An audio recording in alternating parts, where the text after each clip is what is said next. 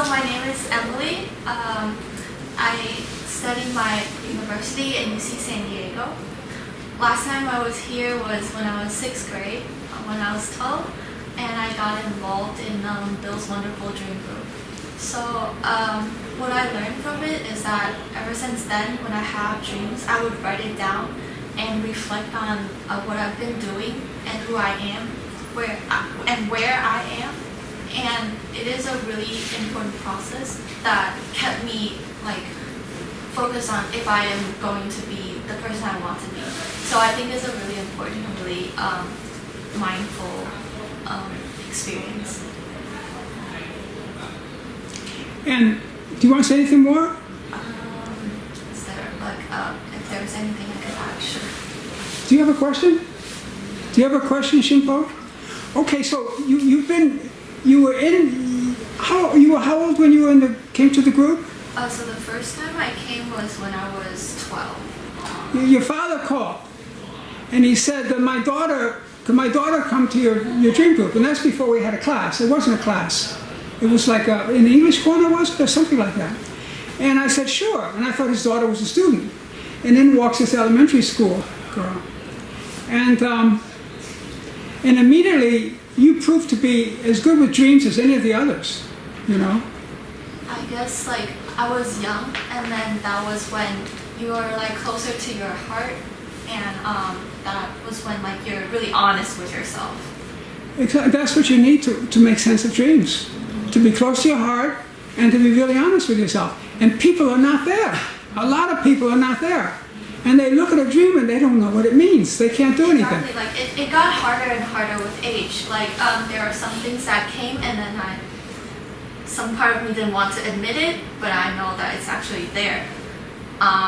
When if you're a child, then you're okay, yeah, that is me, and you can accept that. Exactly. That was Montague Ullman's theory too. Is that certain people that we don't live with the truth as we grow up. We live with what's expedient to project to other people, and it's harder for us to admit some things, you know. So now your mother visited you a year or so ago when she came back, and I asked about you, and she said that she woke up in the morning and found you writing a dream down in your journal. And so you've been writing them down? Yeah. Probably when she was there, I still had the habit of writing down, and sometimes it's really clear. So I wake up and I'm I have to write this down. Cannot lose this. So I keep journals, and then I would write my dreams down, and for periods I would find that if there is something important or I meet someone important, my dreams would be continuously about that event, that person, and then I would know that that is something significant to me, and I would want to know what I'm thinking this when I'm awake, and what is the dream actually telling me, and what is it suggesting me, how can I connect to myself a little bit deeper. And did the dreams help you do that?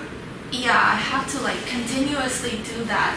It is a discipline. You have to practice it and to connect to yourself. It is a discipline, and if you stop doing it, you're not so good at it anymore. Exactly. Yeah. Wow. And you're actually majoring. You told me you're majoring in chemistry. Do you want to say anything about what you want to do in chemistry, or? Oh yeah. So chemistry to me is really interesting. Actually, I really enjoyed drawing molecules and thinking about designing drugs and designing computer programs that you can actually see if your drug is targeting specific things. So I really enjoyed the idea of picturing myself to do something like that, and I hope to get closer to that. But at the same time, I want to keep myself to be able to know that besides work, besides academics, there are also other things that we need to explore. We need to know ourselves. We need to know ourselves and our relationships with other people as well. And so everything is redefining yourself and knowing yourself a little bit more and more over time.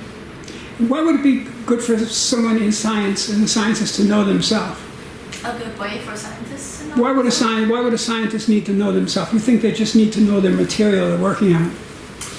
I think people get really lost when they're really doing something and only doing that thing, and not doing anything else. And that's how I felt for a period of time. And so in my school, it was really intense, and then I focused a lot on school. But I realized that when I actually go out into the world, like into nature, it's where it inspired me to become a chemist. I found my passion back again. Like, this is what kept me want to do science, and this is why I want to explore this more. You know, if the scientists of the 1950s and 60s and 70s and 80s and 90s, if they'd known themselves a little better, the oceans wouldn't be about to die, you know. The rainforest wouldn't be all gone. We wouldn't still be using gasoline and burning coal. So it's really important, especially for scientists. Now, you're interested in chemistry and molecules. Do you know of any connection between those and dreams? Chemistry and dreams? Yeah, molecules. Really?